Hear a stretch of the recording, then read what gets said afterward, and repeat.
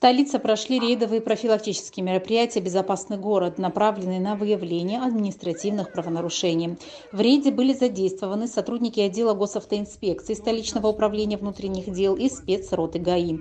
Особое внимание правоохранители уделяют водителям, управляющим автотранспортным средством в нетрезвом состоянии. Помимо штрафных санкций в отношении правонарушителей, по ряду нарушений КоАП сотрудники применяют меры административного воздействия.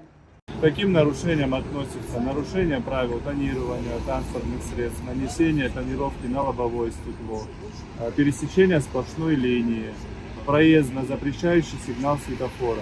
Подобные грубые нарушения правил дорожного движения будут пресекаться, и водители будут привлекаться к административной ответственности. Подобная работа проводится для того, чтобы водители, систематически нарушающие правила дорожного движения, были привлечены к административной ответственности, направлялись на повторную сдачу экзаменов на знание правил дорожного движения, либо лишались водительского удостоверения. Подводя итоги прошедших рейдовых профмероприятий, можно говорить об улучшении статистики так называемых пьяных водителей. Работа сотрудников милиции все так же проходит в усиленном режиме, при этом цифры правонарушений поэтапно снижаются.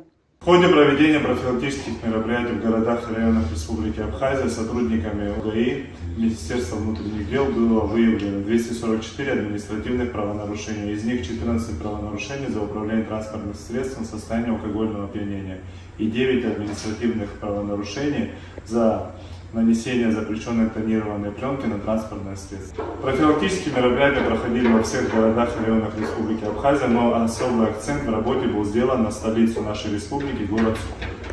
Усиленные рейды сотрудники милиции продолжат далее, работая в ежедневном режиме. МВД напоминает, что сотрудники милиции не гонятся за цифрами и повышением статистики. Основной целью проводимых рейдовых профилактических мероприятий является снижение количества дорожно-транспортных происшествий, минимизация нарушений ПДД и обеспечение безопасности всех участников дорожного движения.